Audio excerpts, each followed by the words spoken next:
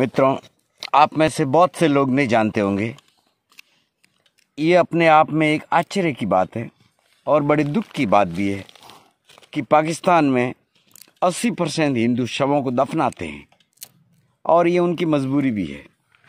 वे उनका दाह संस्कार नहीं कर सकते और अब बेचारे कुछ तो समझते हैं यही रीत है। यहाँ कराची का एक 100 साल से ज़्यादा पुराना 22 एकड़ में फैला हिंदुओं का शमशान घाट है, जहाँ हिंदू शवों को दफनाते हैं। लेकिन शवों को दफनाने का तरीका मुसलमानों से अलग है। पहले वो शव को थोड़ा सा हिस्सा जलाते हैं, जैसे पैर या हाथ का। फिर शव को कमल की पोजीशन में बिठाकर दफनाते हैं। गड्ढे का आकार भी आयताकार न होकर गोल होता है और कब्र भी ऊपर से शंकु के आकार की होती है। वहाँ हिंदू शवों को क्यों दफनाते हैं, इसके पीछे भी एक कारण है। चलिए तलाश करते हैं। पाकिस्तान में करीब 7 मिलियन हिंदू रहते हैं। अब ये संख्या भी काफ़ी विवादित है। पाकिस्तानी हिंदू काउंसिल का दावा है कि ये संख्या 8 मिलियन है, कोई कहते हैं 10 मिलियन है, मगर मुझे लगता है ये धीरे धीरे घटती जा रही है। और 1998 की जनगणना के अनुसार 2.4 मिलियन है। उससे भी ज़्यादातर सिंध, ये पाकिस्तान का दूसरा सबसे बड़ा प्रांत है और इसकी सीमा गुजरात और राजस्थान से मिलती है। इसके दक्षिण भाग में रहते हैं। ये थार रेगिस्तान का क्षेत्र है। साल 1899 में यह भयंकर सूखा पड़ा था और पेट भरने तक के लाले पड़ गए थे। तब से वहाँ हिंदुओं ने शवों को दफनाना शुरू कर दिया और ये प्रथा अब भी जारी है। गरीबी, पाकिस्तान में ज़्यादातर हिंदू दलित समुदाय से हैं जो काफ़ी गरीबी में जी रहे हैं। दाह संस्कार में करीब 8 से 15 हज़ार तक का खर्चा आता है, जो वे वहन नहीं कर सकते। ये भी एक बड़ी वजह है कि वो दाह संस्कार नहीं करते बेचारे, चाहते हुए भी। और ये तो अगर दूर है या दूसरे शहर में है तो ट्रांसपोर्ट का खर्चा अलग से। हिंदू शमशान घाटों की कमी है पाकिस्तान में हिंदुओं के लिए शमशान घाटों की संख्या बहुत कम है। अगर हम कराची जैसे बड़े शहर की बात करें तो वहाँ 25,000 हिंदुओं सिर्फ एक शमशान, वो भी आज़ादी से पहले का बना हुआ है। कुछ स्थानों पर तो अंतिम संस्कार करने के लिए सैकड़ों किलोमीटर की यात्रा करनी पड़ती है। कहीं बने हुए नहीं और बनाने ही नहीं देते हैं। अब तो लाहौर में देश की आज़ादी से पहले 12 शमशान घाट थे, वहाँ अब एक भी नहीं है। ये हाल है। जमीन बिखेर कर कब्जा कर रहे हैं। 1947 में करीब 1200 हिंदू परिवार वहाँ रहते थे। धीरे धीरे सब दूसरी जगह चले गए और अब सिर्फ 6 परिवार रहते हैं। अगर इस्लामाबाद की बात करें तो वहाँ भी कोई शमशान घाट नहीं है। वहाँ करीब 158 हिंदू परिवार रहते हैं, लेकिन उनको अंतिम संस्कार के लिए सिंध जाना पड़ता है। खैब पख्तूनख्वा में भी ठीक ठाक संख्या में हिंदू है, लेकिन वह भी शमशान घाट ना के बराबर है। क्वाट में एक मर्दान है, बुनेर में एक शमशान घाट है। एक शमशान घाट आटोक नदी, ये सिंधु नदी की सहायक नदी है, के पास बना हुआ है, लेकिन वहाँ तक पहुँचने की हिम्मत बहुत ही कम लोग कर पाते हैं। पेशावर से आटोक नदी तक की यात्रा पे 15,000 रुपये का खर्च आता है और दाह संस्कार का पूरा खर्चा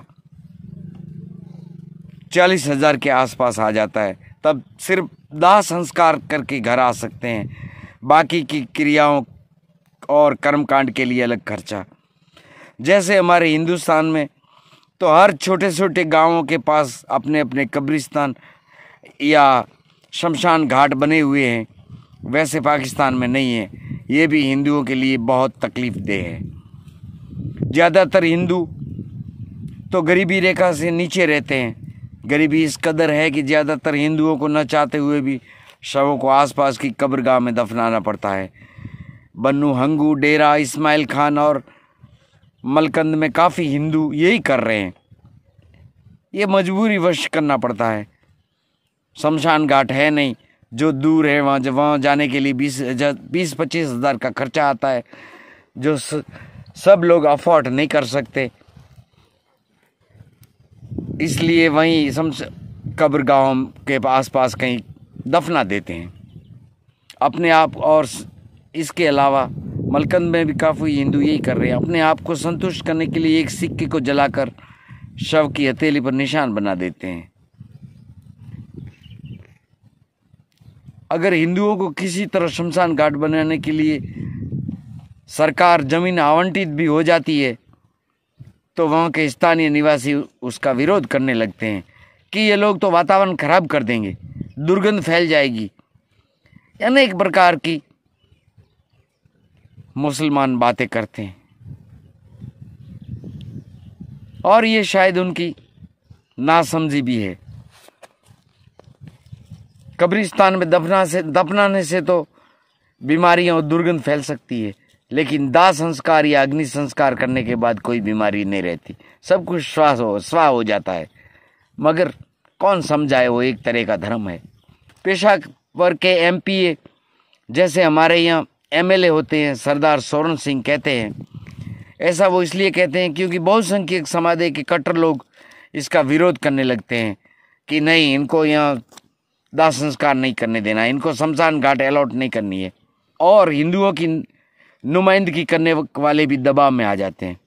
इसलिए कोई नेता है भी इनका तो वो इनकी नुमाइंदगी भी नहीं कर सकता, इनके पक्ष में कोई काम नहीं कर सकता और दबाव में आके शमशान घाट नहीं बनवा सकता। तो कब्रगाहों में ये भी हिंदू भी लाश को दफना देते हैं। ये भी मजबूरी है पाकिस्तान के अंदर।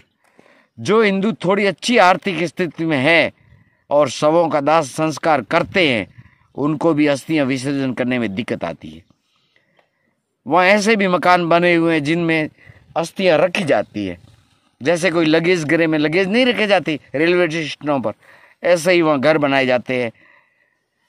जब कोई हिंदू रसूखदार हो और पैसे वाला हो और भारत का वीजा उसे मिल जाए किसी तरह खर्चा करके, तो वो गंगा में विसर्जन करने के लिए आते हैं हिंदुस्तान, वरना वो कलश अस्थियों के वहीं पड़े रहते हैं। एक अस्थि कलशों का घर बनाए हुए उसमें जमा के रखते हैं कई वर्षों तक। ये है पाकिस्तान में दाह संस्कार करने की मजबूरी हिंदुओं की। अब सोचिए कितना है भेदभाव। अस्थि कलशों की संख्या बढ़ती ही जा रही है, अब तो पूरा जैसे वो कमरा भर गया है। वैसे तो हिंदू सिंधु नदी में ही अब अस्थियों का विसर्जन कर देते हैं, लेकिन जो हिंदू चाहते हैं कि गंगा नदी में अस्थियां विसर्जित होनी चाहिए, उनको काफ़ी मशक्कत और मुश्किलों का सामना करना पड़ता है। अस्थि विसर्जन के लिए हमेशा से ही भारत का वीजा मिलना मुश्किल हो जाता है। और वो जिस तरह आज भारत और पाकिस्तान के संबंध है, पाकिस्तानी आतंकवाद फैलाते हैं, इसलिए पाकिस्तानियों को वीज़ा मिलना भी मुश्किल है। संबंध हमारे कभी भी अच्छे रहे नहीं है। अब तो जिस तरह के संबंध भारत और पाकिस्तान के बीच है, उसको देखते हुए हिंदुओं के लिए वीज़ा मिलना लगभग नामुमकिन हो गया है। इसलिए अस्थि विसर्जन के लिए भारत गंगा घाट या हरिद्वार के घाट पर नहीं आ सकते। ये वहाँ के हिंदुओं की मजबूरी बन गई है और पाकिस्तान में उनको हिंदुओं को कोई सपोर्ट मिलता नहीं है। इसलिए बेचारे क्या करें, वो भी कब्रगाहों में अपनी लाशें दफना देते हैं। ये उनकी मजबूरी है।